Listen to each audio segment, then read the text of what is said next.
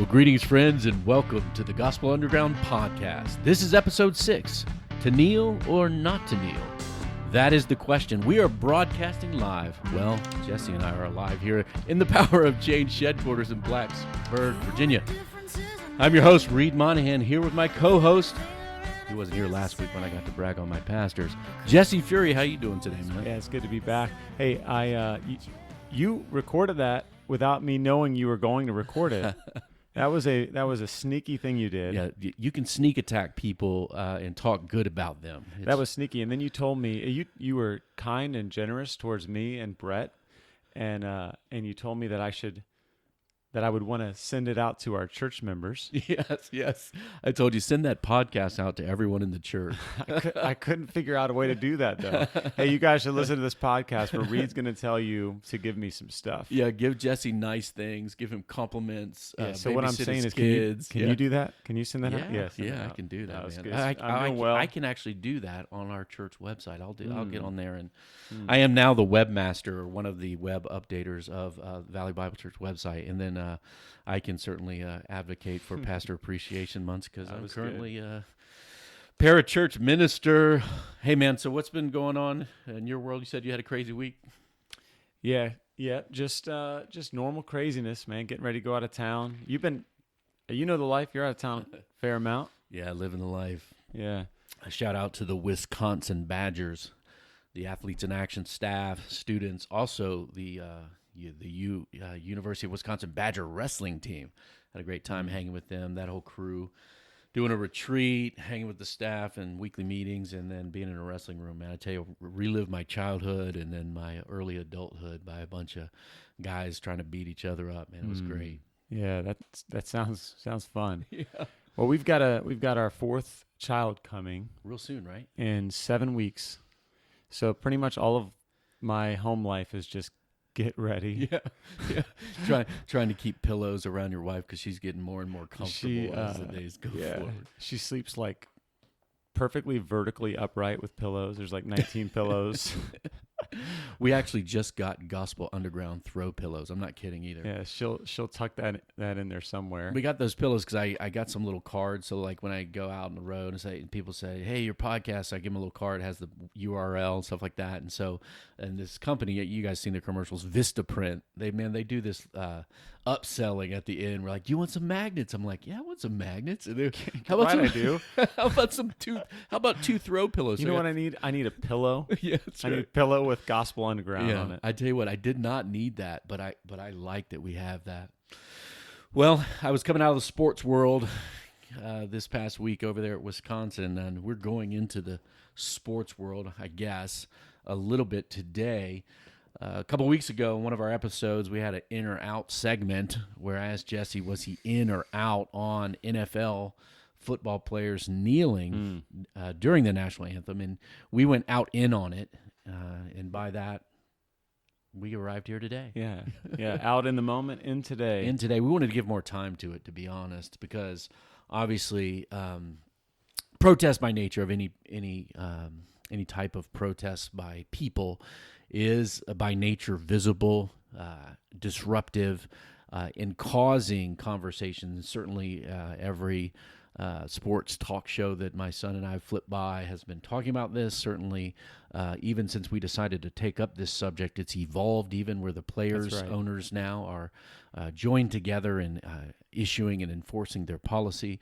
And then certainly the effect of these things, both on the positive conversation about some things, and then also some rancor, and I would say rancid social media commentary that I've certainly read surrounding this subject has increased, and there's kind of this standoff. Not quite Spain, Catalonia, if you don't know about that. But it's certainly a discussion that's gone in all sorts of directions. So, Jesse, man, what's happening? Speaking of social media, I broke my cardinal Facebook rule, which is that Facebook is only for posting pictures of my kids. That's right. And finding out people's names and birthdays. That is a good legalism. Yeah, I'm typically a legalist when it comes to Facebook. Yeah.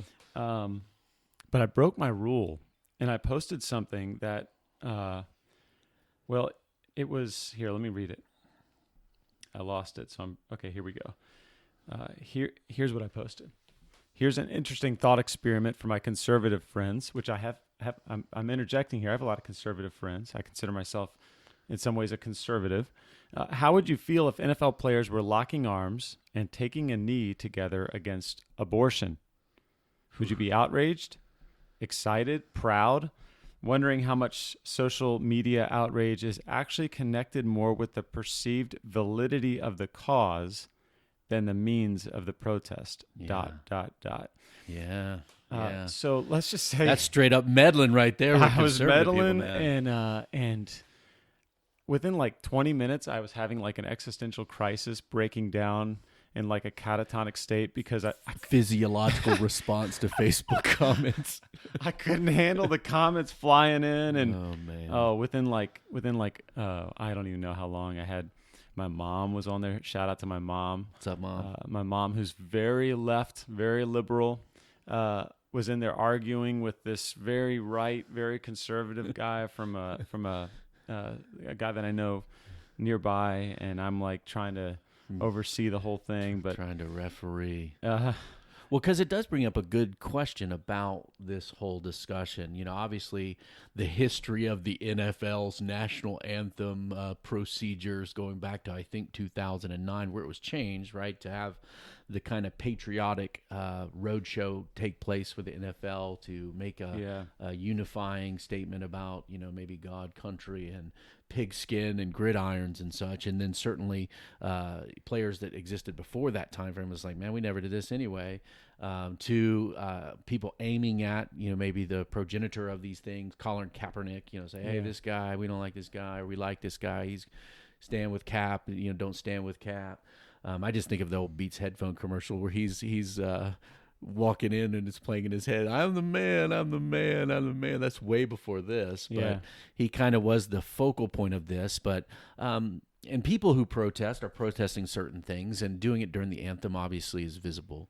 But what happened is there was kind of this look over there, rather than talking about, you know, social issues, injustice, racial treatment of one another in this country and its history and its current realities.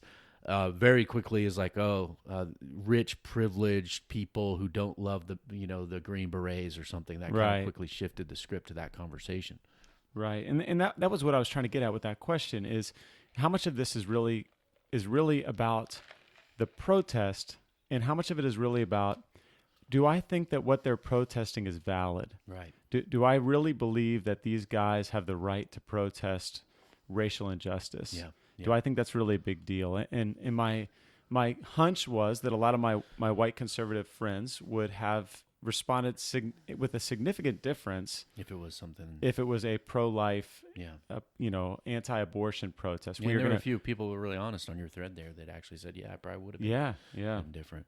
You know, even at the beginning, there was significant, you know, white, black, whatever, on both sides of this issue. You know, hey, this is the place of employment. Let's just, you know, let's do our protests in the streets. Let's do this different, on both sides of that issue. But it's evolved, right? The president of the United States got involved in saying certain things that I personally found disrespectful to things. And then obviously he said things that I don't feel comfortable saying. Yeah, I read it to my kids on purpose, just to be a shock in my own home, because I felt like it was so just out of pocket, and not appropriate to speak about human beings. And so then other issues, like when Jerry Jones and the Dallas Cowboys, in a show of solidarity together, all the players and the staff, you know, knelt outside of the anthem before the anthem. And then when the Baltimore Ravens did that, not during the flag, not disrespectful to God, country, the military, simply knelt together as solidarity, as brothers beforehand, and they were still booed, terribly booed from the crowd doing that. So obviously this is a tense issue, even gotten a little bit more this week with the owners, you know, going to enforce their policy. Look, people in America have a right to protest. Employers in America have a right to have their own employee handbook. Now it's kind of a standoff again. And what are the issues that we might be seeing here, Jesse? Yeah. You know, I'm not sure that I know all the issues. One of the things that I've been most interested as I'm kind of culturally observing this whole thing and trying to even think about with myself and my responses is how much this whole thing is connected to what's called civil religion, which Yeah. is civil religion is basically the story that we hear in schools about how great America is. Yeah. Did you Yeah. you pledged allegiance to the Oh, yeah. flag? Yeah. So you pledged Yeah. allegiance to the flag. You One nation under God. That was brought in the mid 20th century, right, to give us civil religion solidarity against the communist, atheistic, Yeah. Union of Socialist Soviet Socialist Republics, right? That's right, and it stirs up a sort of national pride and Yeah. in a sense that God is involved in this thing called America. Yeah. From the founding fathers and even the ideals of our country, Right, we have our right. heroes. We Civil have religion. Yeah. we yeah. have from Abraham Lincoln's Gettysburg Address Yeah. to Martin Luther King Jr.'s "I Have a Yeah. Dream" speech. Yeah, This it's woven into the fabric of civil religion of what we it want means. some sort of displays together in public. That's right. Notwithstanding, those who want to, rid the public square, sanitize it from any theistic references. There has been this tendency, presidents throughout history, God bless America, and speeches, State of the Union, that kind of thing, but not advocating for, say, Sufi Islam or Protestant Christianity per se, but certainly God, Right. creator, judge. That's right. Yeah, it's sometimes called the deistic minimum. Yeah. Kind of there is a God, Yeah. and that God stands behind our country, and Yeah, we yeah, can all agree. And Thomas Jefferson level deism, right, American civil. right, which is probably a good thing because it Yeah. opens up to a type of pluralism where we can say that our nation is one nation united under God. Yeah. So I want to say Without representing for some theocratic, that's right.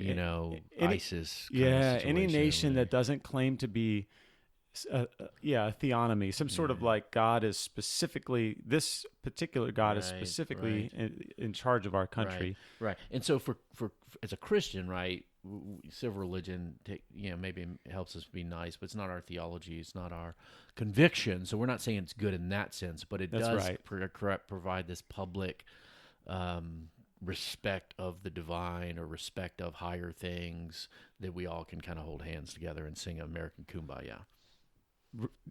Yeah, I think that's what I'm saying. Yeah, I mean, in some ways, as a pastor, you look at that, and there are things about civil religion that are When it's civil, right? yeah, there are things that are good, right? Yeah. It's a common grace good for our nation. It ties us together with and here's why. It's because two things, I think. One is that we are made primarily as by God to be religious people. Yeah. So I don't think we're primarily created as these rational like Floating heads. floating brains, Yeah, right? yeah. We're embodied and we're enstoried. That's right. And That's so we're religious. We find things to worship. I think about this sometimes when I'm at church and it feels weird to raise your hand. We're not a particularly charismatic, like Pentecostal church or I anything. know I kind of am too, so that's been like, Yeah. can I raise my Raise hands your here? hand, Reed. It's okay. You can even raise So two. the back Okay, I won't be seen. you can let the elbows loose from your side. I just even. want us to play a beat we can clap to. Yeah. Okay. So here's what I'm saying though is what feels weird sometimes on Sunday morning doesn't feel weird at all at the concert. Yeah. You go to a concert and you look out The and it's football like, game. wow, everyone's raising their hands and moving side to side and they're singing the same song with their eyes closed and their face upturned towards heaven and in the football game, same thing. As a matter of fact, I just preached a couple of weeks ago on it doesn't matter what it was King Ahab and he built a temple to Baal, and I was talking about we don't build temples anymore. We right? just do taxpayer-funded football stadiums. But we build stadiums. And so I'm talking about, we build stadiums and we go where we can identify with our objects of worship who represent us on the playing field. Yeah, like football guys standing for the like Pledge of football guys. Allegiance and the American flag, right? Exactly. Oh my gosh, yeah, you're about man. to go in, aren't you? Well, first I see what you're trying to start cooking here, Jesse. yeah, first I say it in my sermon. And by the way, we're in Hokie land. We're in Tech Virginia football Tech world. Hokies, Virginia Tech not, Hokies. not hokey pokey, but maybe a little bit. And I got the meanest, worst facial reactions of any sermon I've ever preached in my entire life. I'm not even kidding you. I had people, when I said that about the stadium and it being a place of worship, potentially even a place of false worship, idolatry. I was getting mean mugs. I think Yeah, people were yeah. holding Arms crossed across Oh the yeah, chest. man! For like the rest of the sermon. Anyway, You ruined the next Saturday for him. That's why, man. I can't even think. Man, you this- can love this- your sports this team. preacher. Yeah. Yeah, you can. Here's the thing: I'll get to that in a minute, but we can't help but love these things. We can't help but even really be drawn into worship, and that's one reason why I think people are so upset about the kneeling, because we look at these football players. We don't think about it this way, but Colin Kaepernick and every other football player that goes out on the field and represents us, we put our hopes into them. And really what they are is they're like our football priests. Well, really almost like our civil religion priests, because at the NFL football games, it's not just football. It's God. It's the F-15s flying overhead, Yeah. representing like we have the strong military. And it's the effort for the NFL to try to keep this certain public image, right? That's right. Yeah. It's God, country, football, and our priests are rebelling against us. They're not dispensing the goods that we want of them. They're protesting and not giving us the feels. Yeah. So I do think one of the things I want to help people think through is, why am I so angry? If I'm angry, why am I? And really, uncontrollable anger is often a sign of a misplaced love or an out of order worship. That's right. Yeah. So if I love something with just this intense love and somebody is just poking at it or doing something, I just get angry. Yeah. I get protective. I get defensive. I lash out. And Jesse, I think when you combine the upsetting of the football cathedral culturally, in our cultural narrative, with a certain demographic fan base that desires to have a certain view of themselves, and you have, an African-American man kneeling during that moment, causing them to think something about themselves that they don't want to think. And so when it's just when people are saying this is disrespect of the military, disrespect of patriotism or God, well, you can be patriotic and you can love America and you love the flag and still care about injustice. that's right. And to me, when athletes are booed for maybe saying, hey, we want solidarity about racial injustice, it makes a lot of the flag, God and country, military, they disrespectful, rich guys on the field. It makes it a little hollow for me. And say maybe perhaps the certain narrative, racial narrative of America is also being protected in the cathedral. Yeah, and that's exactly what I was trying to get at with my social media cardinal rule breaking question is, it's distasteful on this end of it. It's not something I really want to be part of. Yeah. Friend of mine that I've known for over 2 decades now, a little shout out to his article, Ed Yazinski. Ed Yazinski's on staff with Athletes in Action. He kind of is a managing editor for kind of their sports kind of / devotional / gospel culture kind of section of their website called Under Review. And man, he is, the stuff that's been on that Facebook thread when he wrote this article has been quite shocking to me.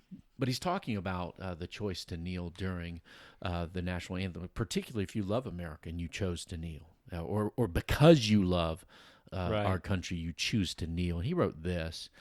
He says, of course it's wrong. Of course players shouldn't kneel during the national anthem. That's the intention of the action. doing something that shouldn't be done in order to get people's attention. That's the intention of the action, doing something that shouldn't be done in order to get people's attention. The purpose is to protest, is to disturb the normal order, to disrupt in an effort to catch people's focus or concern, especially those who have not responded to other less offensive means. And he says, don't divert, don't deflect, don't say, what about? Don't say, look over here. Right. Oh, and this happens all the time. You want to discuss race and culture, and instantly someone will say, well, look at all the murders and black-on-black crime in Chicago, as if black people in Southside Chicago neighborhoods don't care about people being murdered in the streets. They do. But that's a diversion to talk about the real issues of how we continue to foster a more just society together, not and under the law, certainly, but more than under the law, in the ways we create rhythms of life that benefit certain people and others it does not. And then certainly have an honest conversation of how we can love each other, image of God, so that we might continue to do better racially, white, black, Asian, native peoples, whatever it might be. Right. Yeah, that's good. So that Yazinski article, can you link to that in the I'll put it in the show notes. It's so worth reading. Yep.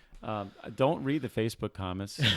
Yeah, those are not worth that will reading. discourage you about all of humanity, because all of humanity is there on all the polar extremes. Don't read the social media comments as like a truism. That's part of your legalism that we should all adapt. Yeah, but I think that's something that I'm not seeing people even really understand, is that it's not like you have to impute the worst motives on someone. Think as uncharitably as you can about them, to think that they're out there going, I hate the military. I hate the military. You know what I hate? People in the army. Yeah. You know what I hate? People who die for my freedoms. Yeah. You know what I also hate? That flag. Look at that flag. I hate that flag. Yeah. Bald eagles. Yeah. We should shoot them. Yeah. They're trying to walk this balance between loving and respecting what our nation stands for, including liberty and justice for all, and the free speech to protest, exercising their what we would say are God-given rights of free speech. That's right. And they're doing it in a way that they're even trying to be as respectful as they can while still disturbing and disrupting. So, even reading back to when Kaepernick was first sitting during the anthem, and then it was it Nate Boyer? I think it was Nate Boyer, is the Green Beret former NFL player, who wrote an open letter to him, and Kaepernick invited him to meet. They met, and Boyer convinced him, as a show of respect, why don't you kneel? Which is respectful. Right? So now people aren't even understanding that the narrative of the story it's evolved into I want to respect our nation and our military while still drawing attention to injustice. Right. And I do think, like, if you want to talk about what to do at your place of employment and the owner's rights to do that and the player's rights to protest or go on strike, whatever it may be, all that, this is America, make your arguments. I've heard both black and white make both those arguments, both in public and to me, and do that. But what we don't want to miss is that it is an opportunity to discuss things. A couple friends of mine, pastors who are thinking about these things. One named Pastor Leonce Crump said this: those kneeling were never placing themselves against flag or country. Rather, they were demanding America keep her promises. And then a couple from Pastor Eric Mason, who's at Epiphany Fellowship in Philadelphia, speaking specifically to Christian people in America, or those who might consider themselves part of the church of Jesus. The greatest way to unify the church is to talk about our issues candidly with Jesus and the gospel and the Bible at the center, not to ignore the issues. And then just today, he wrote, don't fight white supremacy with black supremacy, but fight to show the supremacy of Christ, who died to equally restore the image of God in us all. And then to clarify, he said promoting black dignity, which we all should be for, isn't black supremacy. And so we can definitely care. You can love the flag, America, stand during the anthem, and care about injustice. And you certainly can care about injustice and be of many political persuasions. That's another concern I've heard people say privately. It's like, well, I want to care about injustice, but does that mean I have to become a conservative or a liberal or a progressive or a communist or a libertarian? Yes, we can care about justice, biblically just, and be a Republican or a Democrat. And I would say our convictions should demand us to do so. Yeah, that's good. Hey, can I give just a couple of? So I've been thinking this through as far as engaging with people that are in my congregation, my friends, and some of the things that we've been kind of processing through, and it's maybe just kind of some words of advice as far as how to engage, with this kind of stuff. One is maybe at the very foundation, I think. I want to say to everyone, be Augustinian. Here's what I mean. St. Augustine, Be conciliar. the North African theologian, 4th century, he defined sin as a disordered loves, right? So if which I think you can make a clear argument that we are loving people. We're made to worship, we're made to love. And what he would say is that if you get too fired up over something that isn't really God and his kingdom, then your loves may be out of order. So is love. So in other words, you can be a patriot. You can be a fan of the country. You can just say even a New England baby. Yeah, well, maybe not. Yeah, you can be patriotic. You can be proud of your ethnic heritage. And these things, if they're in the right order, are actually they're good. They're things God has given us. You can identify with your football team and love them and cheer for them and be sad when they lose. But if you can't recover from that, unless they win next week, that's a problem. If you lose your mind over disrespect towards your flag or your team, then these things may be out of order. Or lose your humanity. To literally treat people as subhuman, over even the most important things to your own heart, might say that we've placed those things too high. Yeah. One other thing I'd say is I recently was struck by, 1 Peter 3:15 says, always being prepared to make a defense, right? So really live out your faith in such a way that people are going to be asking you about your faith. Always be ready to make a defense to anyone who asks you for a reason for the hope that is in you. Yeah. Well, here's the thing that I almost never hear anyone say about this verse. Peter goes on to say, yet do it with gentleness, jerkiness, and arrogance. Do it. Make sure they know you're right. Yeah. Shout them down. A friend of mine says, people don't care how much you know until they know how much you know. Yeah. And that's how we act. Like, you know what? I'm just going to make sure you know how much I know. So I think that one thing I'd say is, just ripping people. Yeah, there's no gentleness. There's no gentleness in this dialogue. There's a really sad reality that the somewhat geographical displacement of interactions that we have because of social media, which are good, right? I want my mom to see pictures of my kids. I want to be able to comment on my brother's anniversary on Facebook. There's so much good with this, but at the same time, it allows people that don't know people to say anything and everything with this impunity, not see body language, not even feel the reality of saying something really wicked. And it just becomes horrible. And I do think there's been a lot of things said to certain African American leaders that some of which I personally call friends, where it's just been disgusting and dehumanizing, then just reinforces the worst of some of our racist history, and that's unfortunate. And so, people say things online through social media that they would never say in person, either because love and compassion would compel them when they look at someone in the eyes to realize, that's a real person, or because they're just scared that what they're about to say might come back to them. But so there's a responsibility and accountability for what we say, and we should these conversations should be had for the most part in person. I mean, God came to us in person. That's right. And we looking someone in the eyes, the glory of God in a face. Yeah. Well, let me say one more thing. Pray a lot. Yeah. Just pray a lot. Yeah. I mean, Bonhoeffer said that we should, if we really love someone, we'll talk to Jesus about them more than we'll talk to them about Jesus. Yeah. which I don't do. I know I've Yeah. never met someone that does that, Yeah. but that's a pretty good ideal. Like we should be sure. we should be having these kind of conversations on our knees in prayer. Yep. And I think prayer is the only way to even order our loves right anyway. It brings a posture of humility. Yeah, it's all about our posture towards the Lord, towards other people. So Yeah. we should really be praying our way through this.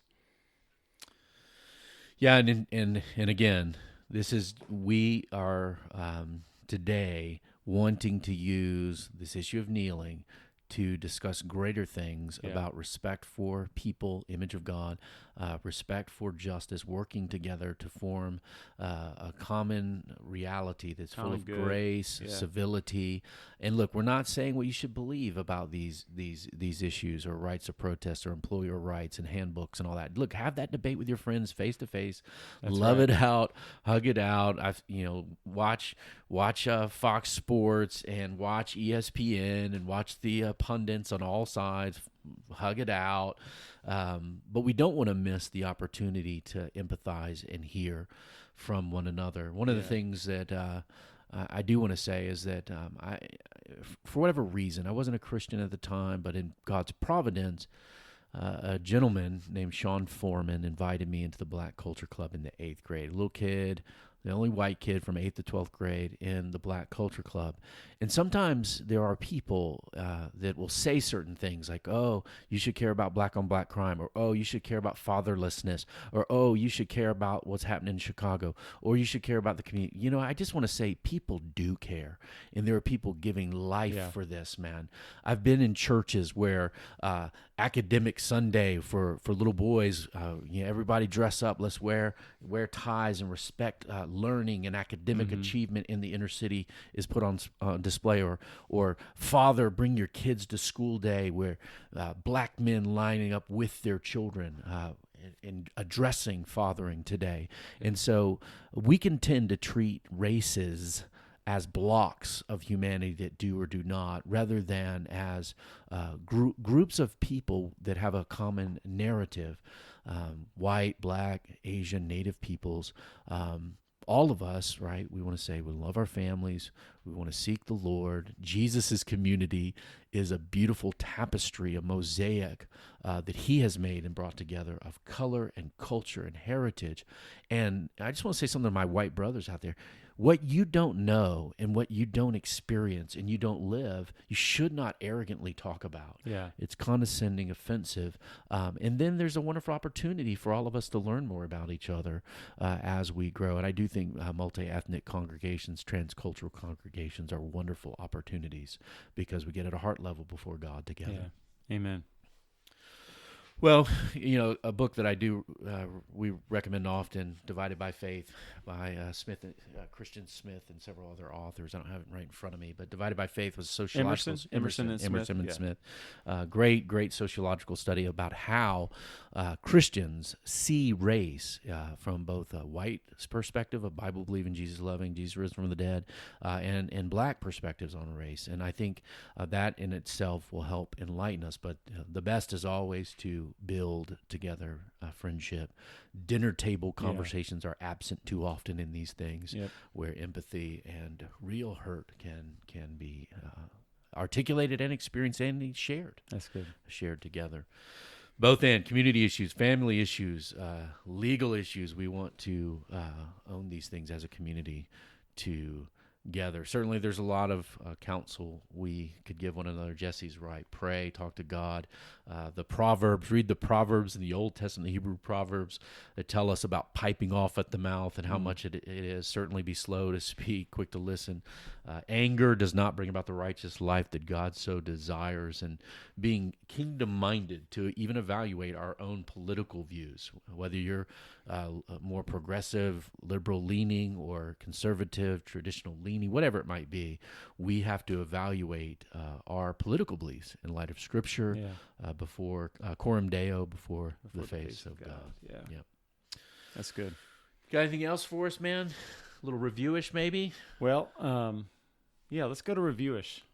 We talk books and tech and movies and things, but don't care enough to write anything. It's not a review, we're not that into it. So sit right down, it's time for Reviewish. Well, we got two things today in our time for Reviewish. Love the new jingle. Love the new jingle. Kylene's our singer. You need to write us info@Gospel Underground. I have a friend who's actually a jazz pianist. If he's listening to this, he knows who he is.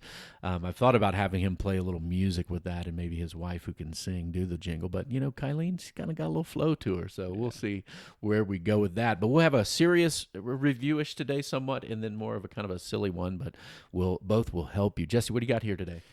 Yeah, so in light of the fact that we're talking about political engagement and God and country, and I thought it'd be worth highlighting what I think is the best little book on little books.